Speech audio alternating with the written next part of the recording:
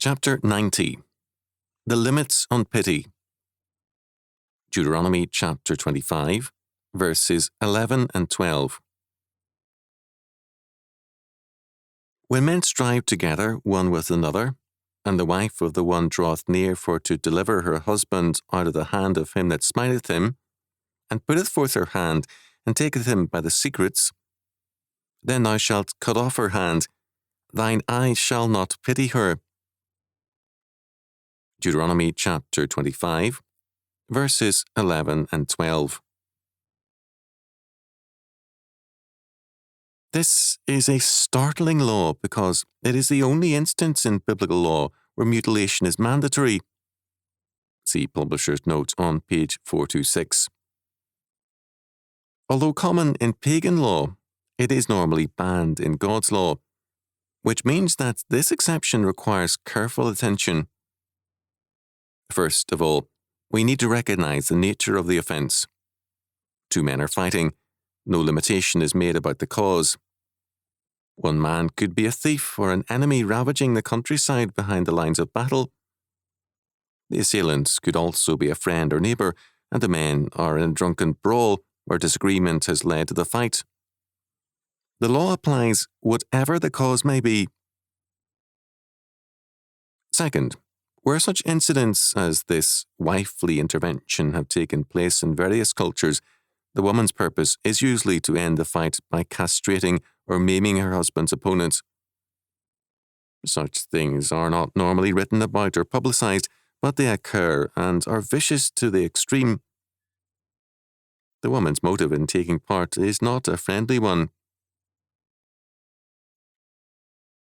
Such intervention has taken various forms: the use of hands, the use of blows with a stick, and even a burning torch or a heavy burning stick pulled out of a fire.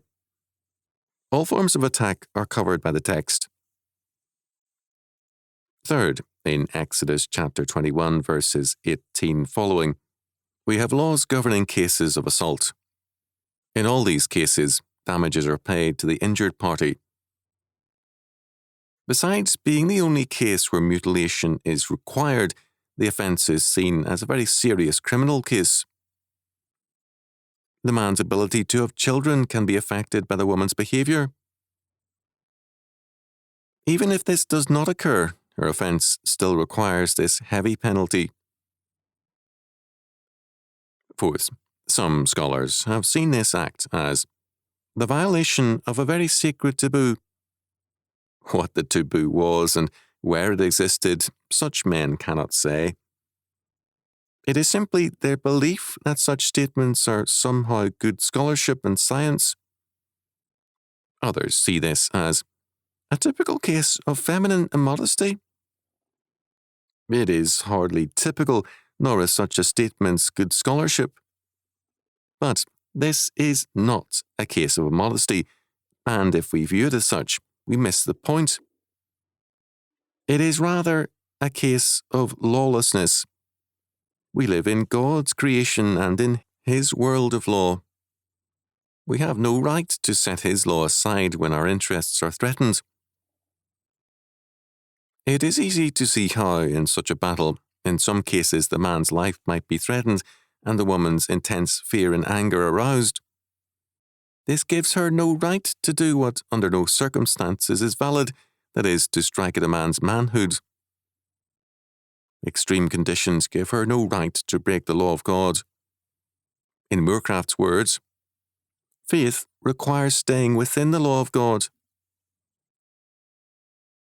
Fifth, this law is best understood in relation to Exodus chapter 21, verses 22 and 23. If men strive and hurt a woman with child, so that her fruit depart from her, and yet no mischief follow, he shall be surely punished, according as a woman's husband will lay upon him, and he shall pay as the judges determine. And if any mischief follow, then thou shalt give life for life. The law with respect to the woman in our text deals with a deliberate offence. In Exodus chapter 21, verses 22 and 23, we have an accidental abortion. Two men are fighting, and in the process, a pregnant woman is so injured that a miscarriage follows. The man whose fall or action causes the miscarriage is liable, even if there is a safe delivery of a live child. Death to either the mother or the child means a murder charge. Life for life. These two laws, Exodus chapter 21 verses 22 and 23, and Deuteronomy chapter 25 verses 11 and 12, tell us how seriously offences against life are regarded by God. Sadly, the rabbis reduced the penalty for the woman to a monetary fine. Sixth, the most common statement by commentators, older and recent, is that we have here an offence against decency or delicacy, and an example of female immodesty.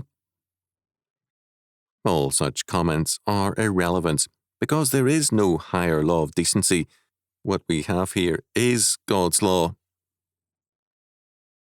To violate God's law is as high or low as one can reach. It is an offence against God, who created life and who sets all the boundaries of human action. The fact that God forbids such action is enough. It is absurd to bring in ideas of modesty, delicacy, and decency. Such feelings cannot maintain a culture nor foster reformation. What is alone efficacious is obedient faith. Seventh, this law concludes with the statement, "Then thou shalt cut off her hand, and thine eye shall not pity her." Pity can become at times a deadly sentiment if we pity evil and are unwilling to see justice done. In early 1994, some people were upset over the sentence of flogging meted out by the Singapore court to an American youth. Although 91% of Americans approved the sentence in one poll, a vocal 9% held that it was too harsh. The more important question was this: was it justified? It was a known penalty for certain offences. In Deuteronomy chapter 7 verse 16, God orders the conquest of Canaan to be, unlike other campaigns, one of a radical nature, declaring, "And thou shalt consume all the people which the Lord thy God shall deliver thee. Thine eye shall have no pity upon them, neither shalt thou serve their gods, for that will be a snare unto thee." The words pity and compassion are used interchangeably in the Bible. They translate the same Hebrew and Greek words in most cases. Because God is the Lord and alone man's Saviour, His pity or compassion alone defines grace and salvation. No country's saving power can accompany man's pity or compassion, and it is dangerous to think so. This means that man must only exercise pity or compassion under God. Not to do so is presumptuous and evil. We are, for example, to be compassionate toward widows and orphans, Psalm 146 verse 9, James chapter 1 verse 27. The parable of the Good Samaritan, Luke chapter 10 verses 30 to 37, instruct us in the meaning of godly compassion. God's compassion is governed by His sovereign wisdom and grace. Our compassion must be governed by His word and law.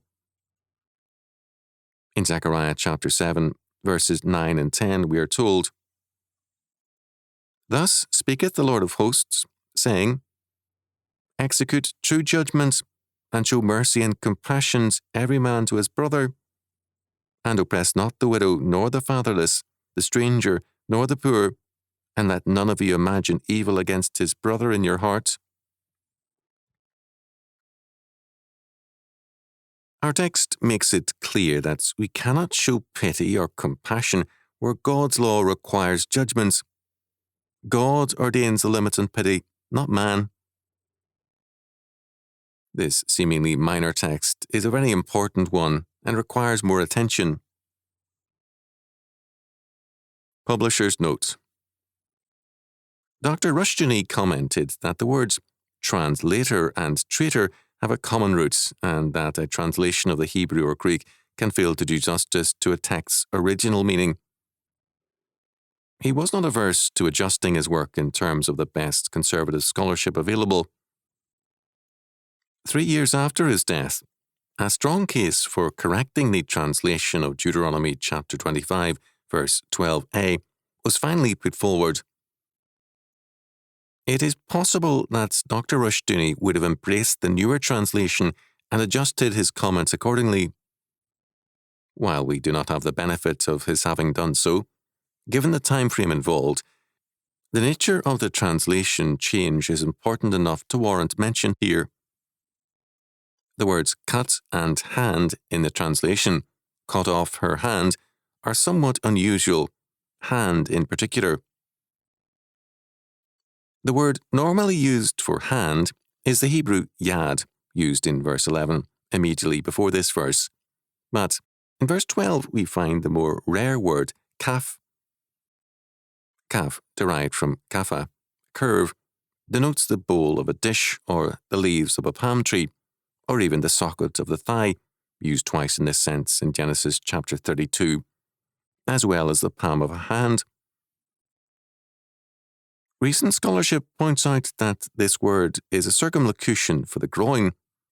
The word cut, kotsats from kotsar, is used in Jeremiah chapter 9 and chapter 25 for cutting off the beard, being based on an Arabic root for cutting the nails or hair, in addition to other ranges of meaning, including the reaping of the field.